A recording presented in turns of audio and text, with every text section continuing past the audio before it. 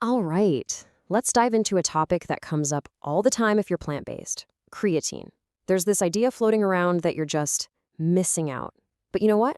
The real question isn't about what you lack. It's about the difference between what's sufficient and what could be optimal. Let's get into it. So, this is the big one, right? The question that always pops up. And it usually comes with a little bit of anxiety, like you're doing something wrong. But honestly, the answer isn't a simple yes or no. It really makes us think about what need actually means in the first place. Okay, so first things first, what even is this stuff? The simplest way to think about creatine is as your body's personal, on-demand energy source. It's like a rapid recharge battery pack for your cells that kicks in when you're doing something really intense, like a heavy lift or a quick sprint. Now, here's the part that a lot of people totally miss. Even if you get absolutely zero creatine from your food, which if you're vegan, you don't, your body has a backup plan, a really good one, actually.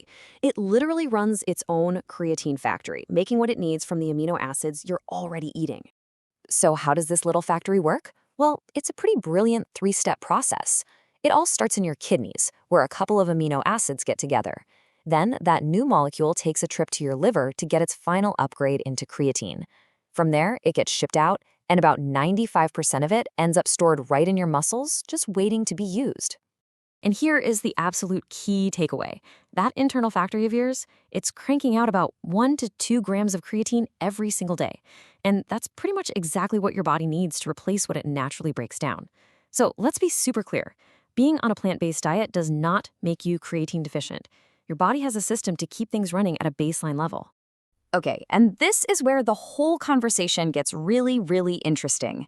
We've established that your body makes a sufficient amount to get by, but is sufficient the same thing as optimal, especially if you're trying to perform at your best? Well, that's where the data tells a pretty surprising story. This is what the science shows us. If you look at people who eat meat, their muscle creatine stores are, let's say, at 100%. Vegetarians and vegans, though, tend to have lower baseline levels. Now, to be clear, they are not deficient, not at all, but their tanks just aren't as full to begin with. I love this analogy. Think of it like your phone battery. Your body's internal production keeps that battery at a perfectly functional, say, 80%. It's got enough juice for all your day-to-day tasks. But supplementation is like plugging it into the wall to get that last 20%, pushing it all the way to 100% charge so you have maximum power ready to go. So what does that 100% charge get you in the real world? Well, when it comes to physical performance, the benefits of topping off that tank are crystal clear and backed by tons of research. We're talking about real increases in strength and power, better lean mass gains when you're training, and just overall better performance in high-intensity exercise. And this quote from the research really just nails the point. Because vegans and vegetarians start with a bit less in the tank, they often see a much bigger, more dramatic response when they start supplementing. It makes perfect sense, right? Their muscles simply have more empty space to fill up, leading to really noticeable benefits. Okay, so that's the story for your muscles. But what about your brain? Creatine is super important for brain energy too. But here, the research on supplementing is, well, it's a lot more mixed. Some studies hint at some small improvements in things like memory or reasoning, but the results are way less consistent than what we see for physical performance. It's definitely an interesting area, but it's not the same kind of slam dunk. So, when you boil it all down, who is this really for? At the end of the day, supplementing is a tool you use to hit specific goals.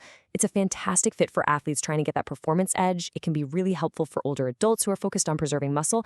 And of course, it's for any vegan or vegetarian who's aiming to optimize their performance, not just maintain it. And that brings us right back to this central question, the one this all boils down to. This isn't about fixing a deficiency, it's about your ambition. Are you happy with the sufficient levels your body makes all on its own, or are you looking to optimize for your absolute best? There's no wrong answer, but now you've got the framework to make the right choice for you. Thanks for watching.